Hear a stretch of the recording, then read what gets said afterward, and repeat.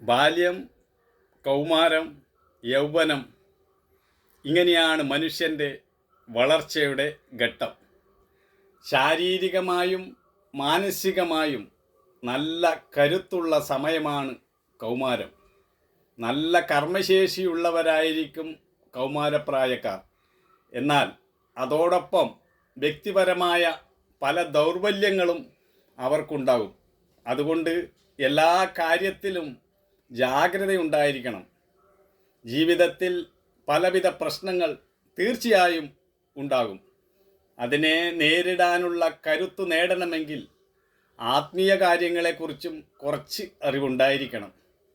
മിതമായും സൗമ്യമായും സംസാരിക്കണം. നമ്മുടെ ഓരോ വാക്കും മറ്റുള്ളവർക്ക് സന്തോഷവും ശാന്തിയും നൽകുന്നതായിരിക്കണം.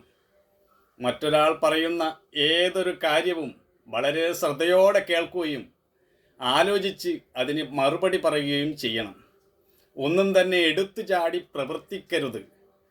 ക്ഷമയും സഹനവുമാണ് ഒരാളുടെ ജീവിതത്തിൽ ഉണ്ടായിരിക്കേണ്ടുന്ന ഏറ്റവും വലിയ മൂല്യം എന്ന് പറയുന്നത്. ജീവിതത്തിൽ സത്യസന്ധത വളർത്താൻ നമുക്ക് കഴിയണം. ഒരു വ്യക്തിയുടെ അല്ലെങ്കിൽ സമൂഹത്തിൻ്റെ, രാജ്യത്തിൻ്റെ അന്തസ്സ് എന്നത് അതിൻ്റെ ധാർമ്മികതയെ ആശ്രയിച്ചിരിക്കുന്നു. ധാർമ്മികതയുടെയും വ്യക്തിത്വത്തിൻ്റെയും ഉയർന്ന നിലവാരം പുലർത്തുമ്പോഴാണ് ജീവിതം മൂല്യവത്താകുന്നത്. രാഷ്ട്രീയത്തിൻ്റെയും മതത്തിൻ്റെയും പേരിൽ തമ്മിലടിക്കാതെ മാനവ മൂല്യങ്ങളെ നമ്മൾ ഉയർത്തിപ്പിടിക്കണം. ചിന്തയിലും വാക്കിലും പ്രവൃത്തിയിലും പരസ്പര ഐക്യം കാത്തു സൂക്ഷിച്ചുകൊണ്ട് ജീവിതത്തിൽ വിശുദ്ധമായ പാത പിന്തുടരുക. പറയുന്ന നല്ല കാര്യങ്ങൾ പ്രവൃത്തിയിൽ കൊണ്ടുവരാൻ ശ്രമിക്കുക. അസൂയ, അഹങ്കാരം എന്നിവയെ മനസ്സിൽ വളരാൻ അനുവദിക്കരുത്. അത് മനസ്സിനെ കലുഷമാകും. വിദ്യാർത്ഥികൾക്കിടയിൽ പഠനത്തിൻ്റെ കാര്യത്തിലും കലാപരമായും മറ്റും മത്സരങ്ങൾ നടക്കുന്നത് ആരോഗ്യ ബുദ്ധി കൊണ്ടുവരുവാൻ നല്ലതാണ്. എന്നാൽ മത്സര ബുദ്ധി അപകർഷതയിലേക്കോ വിദ്വേഷത്തിലേക്കോ നയിക്കാൻ പാടില്ല. ഓരോ രംഗങ്ങളിലും പ്രാവീണ്യം നേടുന്നത് നല്ലതാണെങ്കിലും ഏതെങ്കിലും ഒരു കാര്യത്തിൽ അമിത പ്രാധാന്യം നൽകുന്നത് ദോഷം ചെയ്യും. ഉദാഹരണത്തിന്, കലാപ്രാവീണ്യത്തിന് അമിത പ്രാധാന്യം നൽകിയാൽ അതിലുള്ള പരാജയം കുട്ടിയെ നൈരാശ്യത്തിലേക്ക് നയിക്കാം. പല മേഖലകളിലും പ്രാവീണ്യം നേടാൻ ശ്രമിക്കുന്നത് നല്ലതാണ്. ജീവിതത്തിൽ സാമൂഹ്യ സേവനത്തിനായി കുറച്ച് സമയമെങ്കിലും മാറ്റിവയ്ക്കുക. അത് തനിക്ക് സംതൃപ്തിയും മറ്റുള്ളവർക്ക് ആശ്വാസവുമേകും.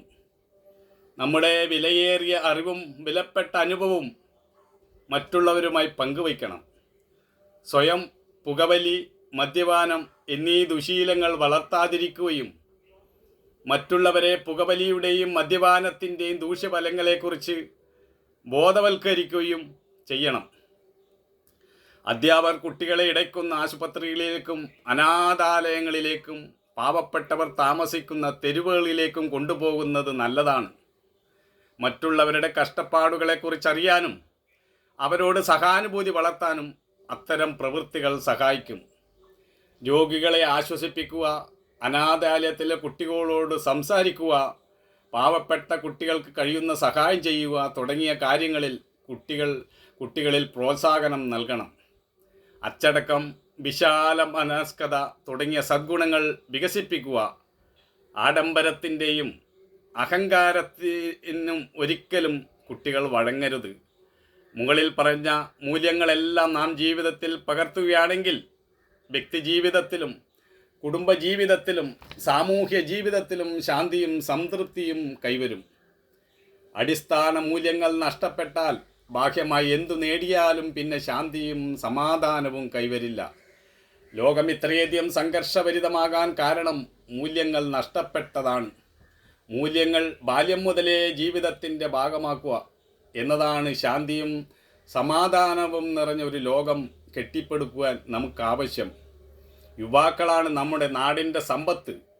അവർ കരുത്തരും മൂല്യബോധമുള്ളവരുമായി വളരുമ്പോഴാണ് സംഘർഷങ്ങളും സംഘട്ടനങ്ങളുമില്ലാത്ത ഒരു ലോകം നമുക്ക് കെട്ടിപ്പടുക്കാൻ കഴിയുന്നത്. അതുകൊണ്ട് അവർ അവർക്ക് വേണ്ട മൂല്യബോധം നൽകുക എന്നതാണ് ഒരു നാടിൻ്റെ ഏറ്റവും വലിയ പ്രധാന കർത്തവ്യം. യുവാക്കൾ നല്ല രീതിയിൽ മൂല്യബോധമുള്ളവരായി വളരുമ്പോൾ നമ്മുടെ നാട് എല്ലാ നിലയിലും സമ്പദ് സമൃദ്ധമാകും. അതുകൊണ്ട് നമ്മുടെ ഭാവി തലമുറയ്ക്ക് വേണ്ടതെല്ലാം നമ്മൾ പകർന്നു നൽകണം. അതാണ് നമ്മുടെ രക്ഷ.